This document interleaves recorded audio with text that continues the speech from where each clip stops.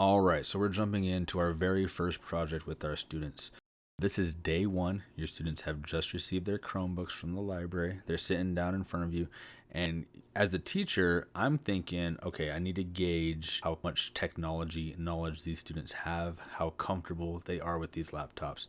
So we're going to make a very simple web page right now. I'm going to be projecting my screen onto the whiteboard, and I'm going to see if my students can follow along with me.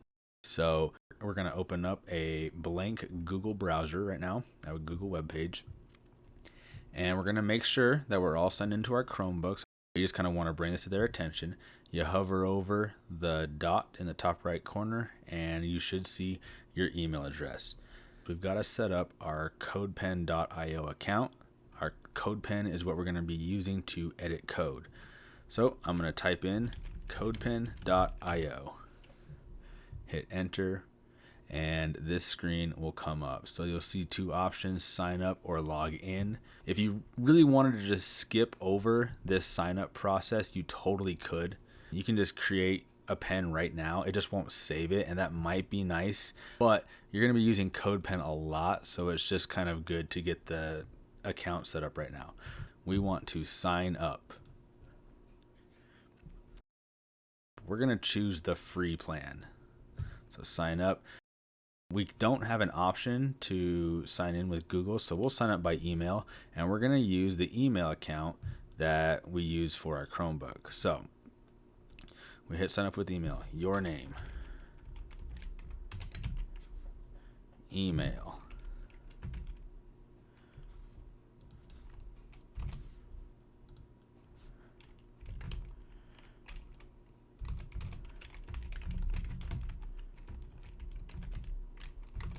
all right, so we're just signing in with our email, and we're choosing a password for our CodePen, and we're clicking submit. All right, so location, your students probably don't want to put this in there, so don't put location. Your bio you can skip, links you can skip, save and continue. And then I'm not going to take a tour. You can take the tour if you'd like, but I'm not going to take the tour right now. Once your students get all the way through that, they're going to see this screen, and this is where you just kind of wait for everyone who is still trying to get signed in. And there's usually going to be, one or two kids that finish first, so you can have them walk around and help people that are struggling a bit. But once you have everyone in class on this screen, you're going to tell them this is the code editor. And we're going to first off change the view, and we'll do editor layout all the way, this one right here, the left side. And it basically just puts the code editor on the left. Now you're going to see this, this is new actually in the last update, I guess. It's gray, but we're going to type in one line of code. So as the teacher, if you'd like to zoom in on your code section, you can hold down the control button and either press the plus key or roll up with the mouse. And it'll zoom in on your screen so your students can see it a lot better. And so what we're going to do right now, we're going to start off in the HTML section. Notice I just pushed the CSS and JavaScript all the way down. And we're going to use a less than bracket, which shares a key with the comma. And we're going to type in H1. And we're going to close that with a greater than bracket. And then we're going to type in hello world. And we're going to do a less than bracket, a slash, H1, and a greater than bracket. And that is your first line of code. Now, as the teacher, you're saying typically what happens is programmers will usually always use the text hello world in the first program they write. So we're going to go ahead and change it. Let's just go ahead and put our names right now. And you can show them that they can put in any text. This won't seem very cool. They can obviously type and text will pop up. So we got to grab their attention now. So move the cursor to the end. We're going to hit enter, and we're going to be on code line number 2. I'm going to do a less than bracket, and we're going to type in img space src. This means image source equals. You might have to go adjust your speed a little bit depending on the capabilities of your class. So just keep that in mind.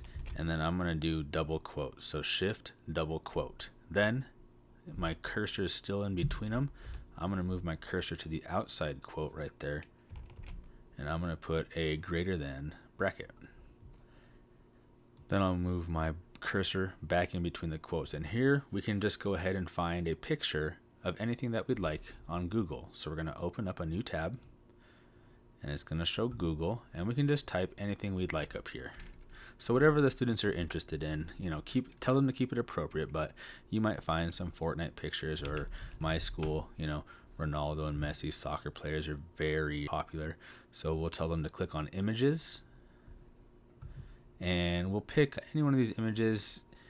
If your class can handle pixel sizes, you can say try to choose a picture that has as few pixels as possible for this first one. Like this one's 660 by 371, but some of them are way bigger, like 1920 by 1080. Avoid thousands right now, but if I click on this and I right click and I hit copy image address, that's important. As Windows PC users, we're used to right clicking. On a Chromebook, the students will have to use 2 fingers to click the bottom of their trackpad. So both mouse buttons, basically. They'll have to 2-finger click and copy image address. And then we'll go back into our CodePen, and our cursor is between our 2 quotes. We'll press Control and V to paste that image. And what you see is the image pops up on our web page. So we can put any picture that we'd like here. So that's basically all we're trying to make. Once we've got this, you can explain to the students that this is in fact a live web page. The last thing we got to do really is just save it. So we'll click on this pen right here, and we'll save it as like Rand web page, right? And then we'll just click save. So now my code is saved, and the students will probably ask a lot of questions. I've gotten questions like, well, how can we center it? How can I make the picture smaller? And those are all questions that we will answer. But for right now, we're just trying to show that 2 lines of code can make a web page that shows off something you're interested in. Now, if you want to come back the next day and figure out how to get back to this web page, I'm clicking on the little icon right there. When you go into CodePen, you're going to see this page at first. So like if I just open up a brand new CodePen, the first thing it's going to pull up always is this page right here. So you got to make sure you're logged in, and you can just like click on this right here, and you can go to profile, right? Or you can just go to profile right here. And then it's got everything in here. Once you start building up a lot of projects, you'll be able to organize this page. And let's say that you didn't see it right here, you could just click on public and it would be right there. So those are a few different ways to get back to your web page. And when you click on it, there's the code ready to go. You just got to make sure you save it.